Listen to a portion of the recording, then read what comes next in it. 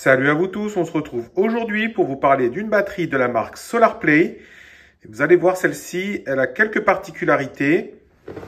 Alors pour commencer, on va trouver un manuel en français, donc ça c'est cool. Alors qu'est-ce qu'il nous raconte? On voit que c'est une batterie 2500 watts de puissance. Donc ça c'est plutôt intéressant. Donc on a des cycles de vie donnés pour 3500, le poids c'est 21,7. On voit qu'on aura un câble à l'intérieur, je vais vous le montrer après, XT90 pour aller vers les MC4 solaires. Mais on a aussi une alimentation de sortie en XT60. Alors on n'a pas le câble, mais l'alimentation est présente. Et puis donc on va pouvoir faire donc du solaire jusqu'à 500 watts. La capacité elle est très importante par rapport à, enfin en tout cas un peu plus importante que ce qu'on a l'habitude de voir, c'est une 2300 Wh, donc 2,3 kWh. Et puis habituellement des ports USB standard jusqu'à 100 watts, donc ça c'est plutôt commun. Ensuite, donc qu'est-ce qu'on va nous dire d'autre sur cette batterie? On vous remonte les différentes fonctionnalités des boutons. Ce qui est assez intéressant, donc c'est l'écran qu'on va voir après, où il y a l'affichage entrée et sortie. Donc ça c'est bien. Il y a tout un tas de logos aussi au-dessus. Donc ça permet de voir ce qui est activé ou ce qui ne l'est pas. Et vous avez, vous voyez, tout un lexique qui vous explique comment ça fonctionne. Donc ça c'est vraiment intéressant. On vous montre aussi qu'elle a une fonction, donc la fonction UPS. Alors vous voyez là, il parle de 20 millisecondes, mais vous verrez que sur le descriptif après, qu'on va regarder sur le site internet, il parle de plus court que ça, donc encore plus rapide. Donc voilà, donc ce qu'on va avoir au niveau de ça. Donc on va retrouver le fameux câble en XT90, donc c'est le plus grand, avec les MC4 pour brancher directement un panneau solaire, c'est max 500 watts. Donc ça peut être un ou deux panneaux solaires en fonction de la puissance. Donc ça peut être des panneaux solaires souples ou des panneaux solaires, tout ce qu'il y a de plus standard, standard de toiture on va dire. Ensuite, on va avoir un port de recharge. Donc là, moi j'ai la prise de type européenne. Et ici, le standard, voilà, comme ce qu'on avait à l'époque sur nos vieux ordinateurs. Et ça fonctionne très bien. Donc on voit qu'il communique bien sur les 2500 watts de puissance et sur les 2300 watts heure de capacité. Donc ça, c'est vraiment intéressant. Donc on voit qu'il y a deux poignées. Donc ça, c'est pas du caoutchouc, hein, c'est un plastique juste moulé, hein, effet caoutchouc. Donc ensuite, sur cette batterie, voilà ce qu'on va y voir.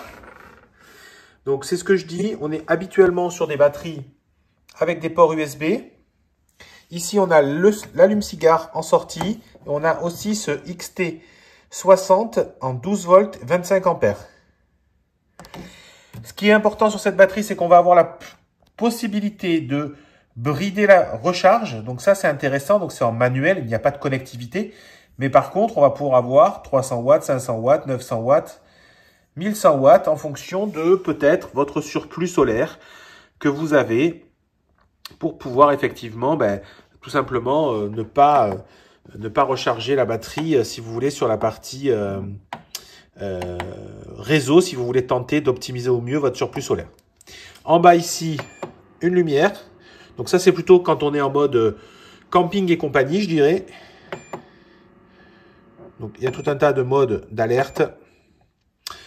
Voilà ce qu'on peut dire là-dessus. Ensuite, donc sur le côté, on va retrouver la partie donc qui est dédiée aux entrées plutôt. Donc on a le câble standard qui peut monter jusqu'à 1100 watts max. On peut mettre donc le fameux câble XT90 qui est compatible de 11,5 à 48 volts au niveau des panneaux. Et à côté, la partie, je dirais, sortie. Donc là, c'est plutôt les prises de courant. Donc je vous montre. Donc il y en a deux. Et au cumul, peuvent aller à 2500 watts. Ça, c'est un bouton plutôt de sécurité. À l'arrière, on vous redonne les spécifications. Donc rien de nouveau depuis tout à l'heure. Et sur l'autre côté, on a plutôt la partie ventilation. Bien évidemment, ce type de batterie va ventiler quand elle est à forte puissance. C'est normal. Donc, il n'y a pas d'inquiétude. Il y a bien deux ventilateurs qu'on voit très très bien à cet endroit-là. Donc, qu'est-ce qu'on peut faire avec ce type de batterie? Les cas d'usage. Les cas d'usage, c'est donc quand on est en déplacement, tout simplement, on va brancher dessus ce qu'on a besoin. C'est-à-dire, ça peut être des luminaires, ça peut être une bouilloire, ça peut être Un grille-pain, ça peut être, voilà, donc ça c'est en fonction plutôt du nomadisme, caravaning, donc ça c'est vraiment l'usage standard qui est assez connu. Ensuite, on peut l'utiliser aussi, je dirais, plutôt en fonction de secours. C'est-à-dire que vous allez le mettre entre un appareil et votre réseau de maison. Et si par malheur, par exemple, vous partez en vacances, vous l'avez mis devant votre congélateur. Donc, tant qu'il y a l'énergie qui est à la maison, pas de souci, ça va être dévié, ça va aller directement dans votre congélateur sans venir faire des cycles de charge et de décharge de la batterie. Si par contre, à contrario, vous avez plutôt des besoins, enfin une coupure se produit, ben, c'est la batterie qui va prendre le relais jusqu'à ce qu'elle soit vide sur la partie alimentation par exemple du congélateur, mais ça peut se mettre sur une télévision, sur un frigo, donc tout ce qui est, je dirais, jusqu'à 2500 watts de puissance, ça fonctionnera sans problème. Après, voilà, on peut toujours imaginer et inventer des scénarios un peu plus, je dirais, réfléchis, avec des prises connectées qui viendraient la charger à des heures précises ou qui viendraient la chercher quand il y aurait vraiment un surplus solaire spécifique, si vous avez un capteur dans votre compteur d'énergie, votre compteur électrique à la maison, avec des scénarios d'allumage et d'extinction. On peut imaginer aussi une décharge ici en 12 volts 25 ampères si vous avez de quoi convertir correctement les choses. Ça peut être intéressant. Le 12 volts 25 ampères sert aussi à recharger des batteries plutôt de type, voilà, que je disais caravaning et vanning.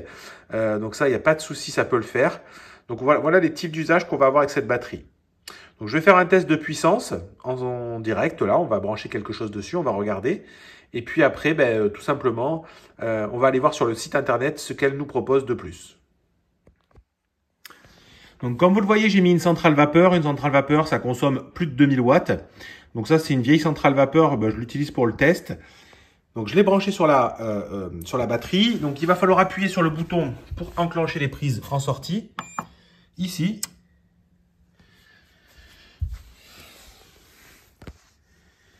Donc là, on voit que le temps restant commence à se calculer. Alors, pour le moment, ben, il n'y a pas de puissance en sortie parce que je n'ai pas allumé la centrale vapeur.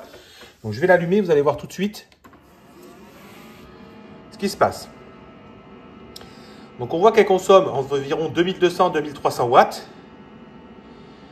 Donc la batterie est en capacité totale de les fournir sans aucun problème. Hein. On voit qu'elle fonctionne, elle est allumée. Hein. Donc ça peut être aussi des cas d'usage. Hein. Donc là, en l'état, à 30% de batterie, si on restait à ce rythme-là non-stop de charge, de chauffe plutôt, ben on voit qu'on a à peu près 15 minutes d'autonomie. Alors là, on est vraiment sur des consommateurs très importants. Parfois, les choses comme des lumières et tout ça, ça consomme très très peu. Alors ça se coupe, c'est normal parce que c'est le système de charge et de chauffe de cette centrale vapeur. Donc pas d'inquiétude. En fait, elle chauffe pendant un laps de temps, elle s'arrête et puis elle va relancer un cycle de chauffe. Donc c'est comme ça que c'est prévu. Donc je ne sais pas si vous avez entendu, mais la batterie s'est mise un petit peu à souffler au niveau des ventilateurs. Je vais essayer de vous faire écouter juste après quand ça va se renclencher. Ça ne devrait pas tarder. Et à ce moment-là, voilà. Donc c'est normal hein, que la ventilation s'active hein, quand on tire la puissance quasi maximale de la batterie. Ça, c'est tout à fait logique. Donc pour le coup, elle fait le fonctionnement qu'elle a besoin de faire sans aucun problème.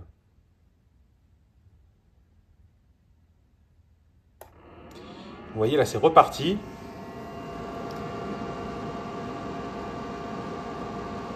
Je fais volontairement pas de bruit pour que vous entendiez un petit peu la prise de son.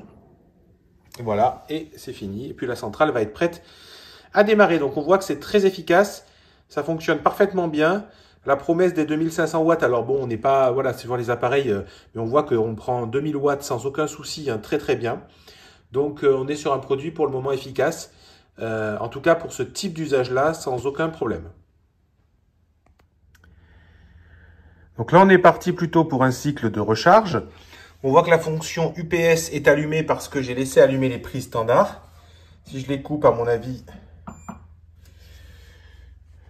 ça va s'éteindre. Alors, pas forcément d'ailleurs.